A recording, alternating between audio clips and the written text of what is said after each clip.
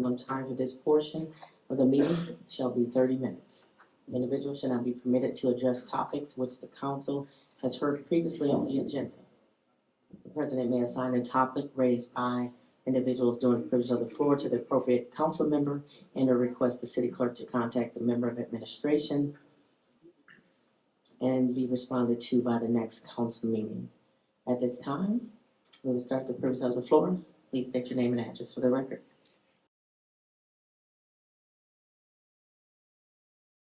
It's been a while since I've been here, a few years actually. I used to attend on a very regular basis. And I felt the need to come here tonight, number one, because of an issue that was apparently put off until later in the month. But there were also some other things that bothered me, because I do watch the meetings at home, and there's been a lot of things going on that just really are appalling. And it's a shame that we seem to be moving backwards instead of forwards in our city. Transparency has seemed to have gone out the window. You know, you can't get information and documents that you legally should be allowed to get in a timely manner if you can get them at all. We've got several stories about council members that are, hitting the media that aren't really good stories for you people that are supposed to be representing us. And I mean, I have to ask, I saw Councilmember Nizgoski approach a gentleman and looked like she was going to hit the gentleman. That's horrible, just horrible. And I will say, I have questions about the income that the city is paying to that company. And people are having problems getting that information, and they shouldn't have problems. Again, Mr. Davis, what I've stated at the last meeting, and I'll say again, the council does not have oversight over contracts. This is the wrong Oh, form. no. See, So- you're wrong there. So what you just asked. You're wrong. To provide that I information. sued the city in 2010 over this type of corruption. And if they'd like another lawsuit, we can do that. You are welcome to contact. And Nizgoski Plumbing You are welcome. was being pushed by the city onto Mr. customers Davis, in 2010. You are welcome to ask the legal department and administration for that documentation. We do not house that documentation. I totally get that, contact. but when So that people is come the here, forum that when people apply their APRAs into the legal department, they're getting denied. That needs to be looked into. That's something that Now, the I city appreciate- council if that's should something look that you're into. addressing, absolutely, but to address us like as though we house the contracts to turn over, that is not under our jurisdiction, so I would ask that you would keep Look, anyone. transparency and honesty is the most important thing in our communities and in our government. You're And absolutely if we right. don't have that from our elected officials, But if then we're we being- got If nothing. we're being honest, if I just Nothing. heard you correctly, you agreed that it's not housed. There's a lot of dishonesty. Form. A lot of And you can dishonesty. request that information I spent again. 5 years in a court of law because of the dishonesty. You can read, And you it's can wrong. get that information from That's the wrong. legal department. I'm just And if saying- there's a problem, I appreciate you telling me. I don't mind stepping Let's- with you afterwards, and as the president, making sure that I get with the legal department, and if you Oh. requested that information, to make That's sure fine. it's in that. Let's get back to transparency, honesty, and a little bit of dignity, because there hasn't been much of that at some of these council meetings. That's all I'm gonna tell you. Thank you, I appreciate that. Please state your name and address for the record.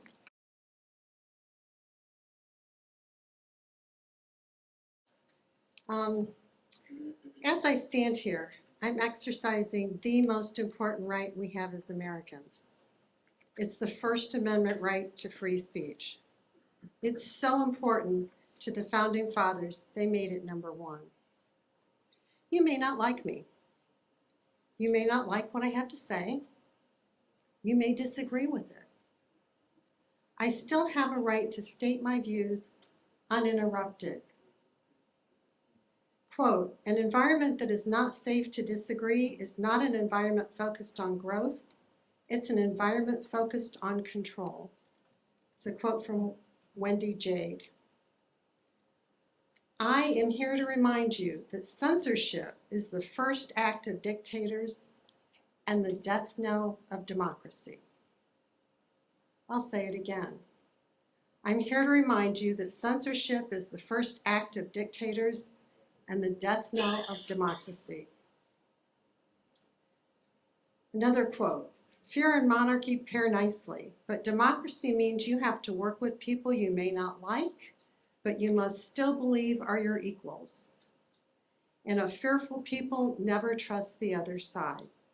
It's a quote from Martha Nussbaum. People have approached me to say things for them because they do not want to be treated poorly by this council. It saddens me the people of this city do not feel welcomed or safe talking to the people who are supposed to represent their interests. This amounts to a failure in governance that needs to change. I ask that you create an ordinance detailing the rights and respect for the public that appears before you. I also ask that you open up your hearts and ears to new ideas and actually incorporate those ideas. The council needs to be welcoming and incorporate the views of those they represent. I've given to Clerk Tirado 2 suggested ordinances. One is on social media, where I was blocked for no reason from the animal control site, and another is on the privilege of the floor. I've also given those ordinances to your legal representative, Mr. Palmer. I realize they're not in their finished form, but I did ask that the points in them be considered as you go forward. Thank you so much. Next, please state your name and address for the record. You can come on up.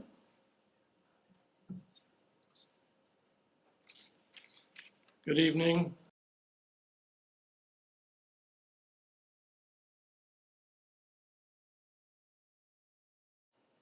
I'm here tonight as the president of Businesses United 4.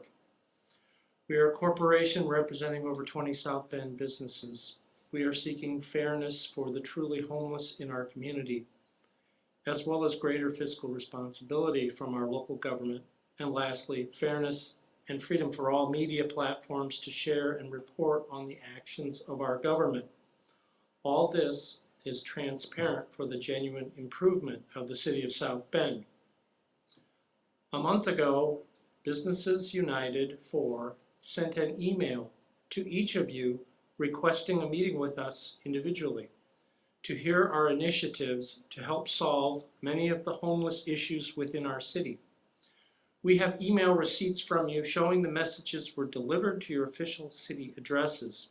However, only 3 of you agreed to meet with us individually. Councilwoman Ophelia Gooden-Rogers, Councilwoman Karen White, and Councilman Oliver Davis. These meetings were tremendously informative for us as well as you, our representatives. We had many positive discussions. However, the rest of you have chosen to ignore us. Councilwoman Izgodsky, McBride, Bolden Simpson, and Morgan, as well as Councilman Lee and Warner. Most astounding was the email reply we received from Councilwoman Sheila Izgodsky. Here is her reply to us dated May 11th, 2024. I am unavailable to meet with you or anyone from your group individually. I will not meet with any member of the Foster family. If you would like to list the questions and or suggestions, I can forward them to the appropriate city department and the mayor. Regards, Sheila. Not only was she refusing her elected responsibility to meet with her constituents, she singled out the entire Foster family not to speak to them. This message was sent 2 days prior to her assault on Logan Foster after the subsequent City Council meeting on May 13th, 2024. Equally disturbing is her implication that the mayor's office would address our questions, and as the council vice president, she demonstrated absolute surrender to his control of all decisions regarding our local legislative business. Therefore, I'm asking each of you to reconsider and meet with us. one-on-one to hear what Businesses United for has identified as legitimate measures to save our city from being overrun by more homeless immigrants from surrounding states and communities. Please meet your obligation to our community as our duly elected officials and meet with us, your constituents, and hear what we have to say. Thank you. Thank you. Next, please state your name and address for the record.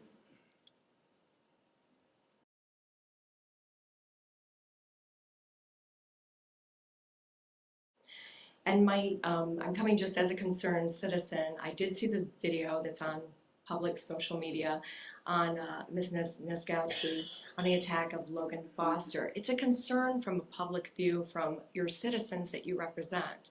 So if somebody at some point doesn't like what they say, who's to say you might attack me or anyone else or use whatever measures? I mean, I believe this is unbecoming to your entire committee in behavior. So my question to you would be, have you, any of you committee members, have you done anything to reprimand or discipline, or have you asked for the resignation of Ms. Nagowski? I mean, have any of you done any of that? I mean, who's to say something? Is this appropriate behavior coming from your panel? Is it? I mean, if I did the reverse, would that be acceptable? I don't believe it would be. And I believe I would be held accountable. So where is the accountability? You serve the people, and that is your first obligation, is serving the people you represent and making a checks and balance within yourselves as a whole and as a group. So you're diminishing the trust from the public with your group. If you allow behavior, whether it's ethical, whether it's misrepresentation of tax dollars, whether it's whatever, if it's deemed irresponsible or biased or a conflict of interest, you have an obligation, at least to the public that you represent, and to instill that trust.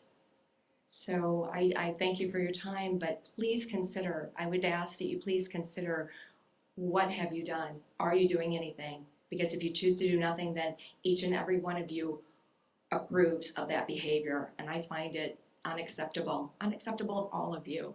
So please consider, and I would ask that you look this over. I mean, can I get a response from anyone? Will anyone respond that you are doing anything or not doing anything? Well, there's one thing, first of all, the only thing that I would say for any position, for any official, Okay. and the rest could be deferred to our council.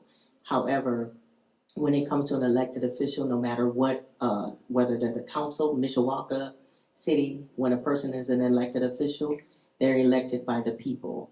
And the council does not have jurisdiction or any other entity to remove an elected official from that. So that would be me, the council, any of us cannot ask if you were on the council for you to be removed or unelected. There's a process for that.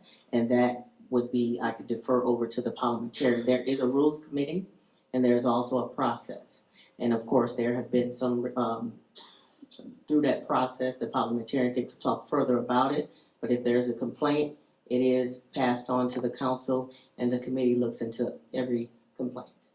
But with that, I can turn the rest of it over to the parliamentarian. Prior to the parliamentarian, if Ms. Chair, that is one of the reasons why I have initiated work to address the privilege of the floor. And we ran late today, but I'm working on, and the council members are working with how to handle the privilege of the floor on your end. So you will feel more protected on our end, so we will feel more respected. So how to balance that out, and that's one of the reasons why I just said a few minutes ago that I want to take a look at all in the state of Indiana, 21 places from large cities, Indianapolis, to down small cities, Elkhart, to see how they handle it, because conflict still arises at all levels, whether it's a small town to a mid-sized city to Indianapolis. And I want to look at how they do that from that standpoint, and then make some decisions on our council, that we can take to our rules committee. We cannot. This does not have a recall in our state.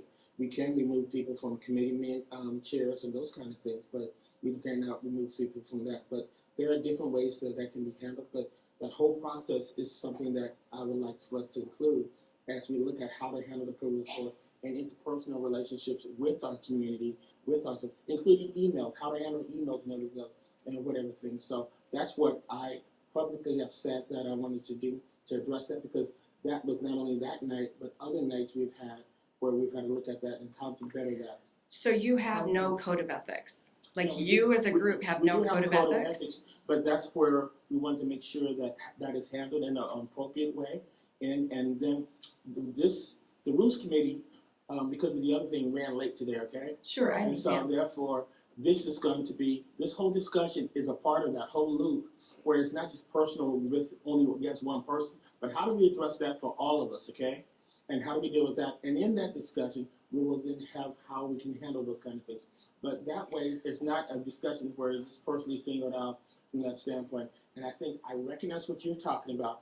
I clearly understand, but I would like for us to do it in that kind of a setting, so it won't be just a this versus this, or something versus Ms. Nagowski, and then another thing for Ms. White, another thing for me, that we can look at how we handle that kind of situation and take it to the rules committee. But you're So, speaking about future situations. Oh, Or are you talking about this the- situation? The only way we can deal with future situations is by looking at past and current situations. I am clearly a social worker, and I have to take a past history plus the current history to make plans for the future. So therefore, we have to look at all of that to be able to make a nice determination that will be something that will protect everybody who comes, whether we agree with them or not, and Correct. also how to handle that from our standpoint when we're upset, whatever, so we can all be protected as we build up our city. Parliamentarian, do you have anything to add?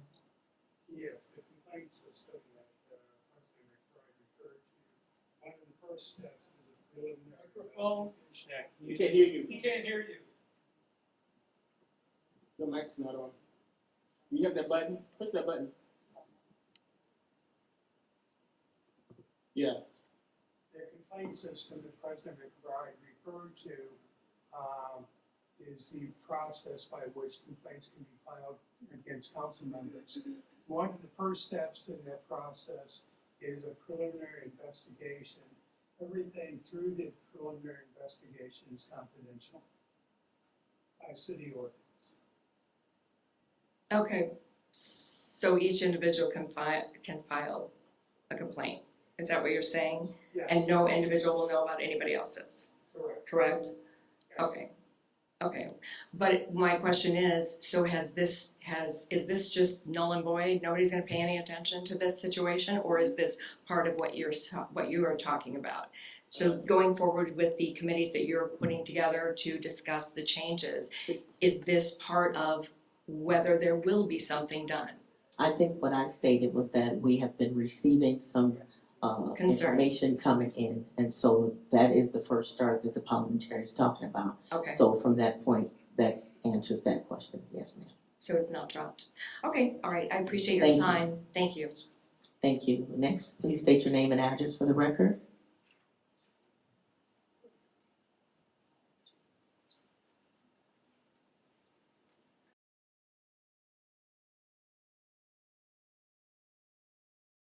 On Monday, May 13th, I watched Vice President Sheila Nisgotsky assault and attempt battery on my husband, Logan Foster. Vice President Nisgotsky's assault has left my family living in fear because if she could assault a citizen inside of the council chambers, what is she capable of doing outside of the chambers? The lack of accountability for Vice President Nisgotsky's actions is appalling. As a citizen, a woman, and a wife, I am disgusted. Had my husband raised his hand with the intent to hit her, as she did to him, he would have been dragged out of the building in handcuffs. Why wasn't she treated the same way that he would have been? The citizens of South Bend deserve better leadership, and that is why I and 183 members of the public have signed a petition calling for Vice President Nisgotsky's resignation. If not a resignation, at the very least, we demand that she be relieved from all committee and vice president responsibilities. Thank you. Thank you. Next, please state your name and address for the record. Good evening. My name is Bruce Huntington. I'm an attorney with the law firm of Botkin and Hall at 1003 North Hickory Road here in South Bend. I have been engaged by Business United to assist them in the work that they're doing with regard to two matters. One is this issue that Mr. Davis is working so diligently on with regard to the matters of the privilege of the floor. These issues need to be resolved so that we have guidelines and means by which we can bring all of the issues without fear of retribution, anger, frustration, and to put things into the public easily and readily. The second thing I have been engaged to do is to participate with the council and with Business United with regard to the matter of the homeless intake center on Bendix Road. I am a land use lawyer, a real estate lawyer, and a state certified general appraiser now for a very, very long time. And this is my area of the law and my area of practice for more than 40 years. The point would be that Business United wishes to work cooperatively rather than condescendingly or in any other way against the wishes of the city and against the wishes of this council and the work of this council. And my job has been described to me as to make things work cooperatively. And so that's my statement. That's what I will be here for. I'm readily contacted. I know Ms. White, Mr. Davis, Ms. Niedzgodzki and I had a very pleasant conversation one time at Our Lady of Hungary Church, you may remember that, regarding minority business enterprises and support. And so I'm readily available. Mr. Davis, contact me. Thank you. Thank you. And I just have a statement to make. Tonight, I'm officially requesting the resignation of South Bend Common Council Vice President Sheila Niedzgodzki following her assault and intimidation on Logan Foster at the conclusion of the May 13th Common Council meeting. I witnessed this firsthand in person. Should Vice President Niedzgodzki choose not to resign, I demand the remaining 8 council members to censure her actions and strip her of all committee assignments.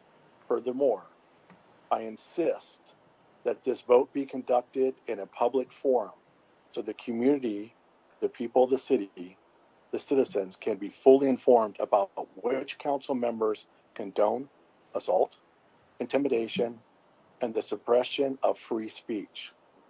This matter must be addressed without delay. Thank you. Thank you. Is there anyone else? Mrs. Foster, please unmute yourself and state your name and address. Yes, this is Peggy Foster.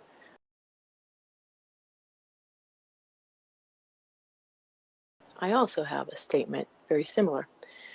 I'm officially requesting the resignation of South Bend City Council Sheila Niedzgodzki following her assault, attempt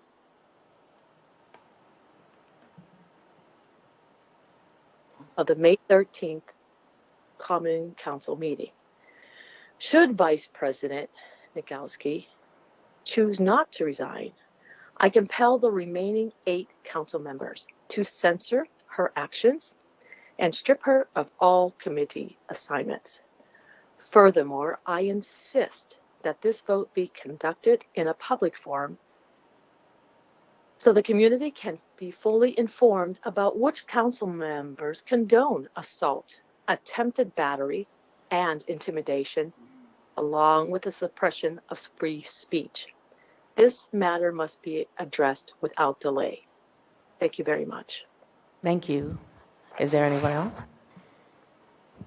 I do not see anyone else from the public wishing to speak under privilege of the floor.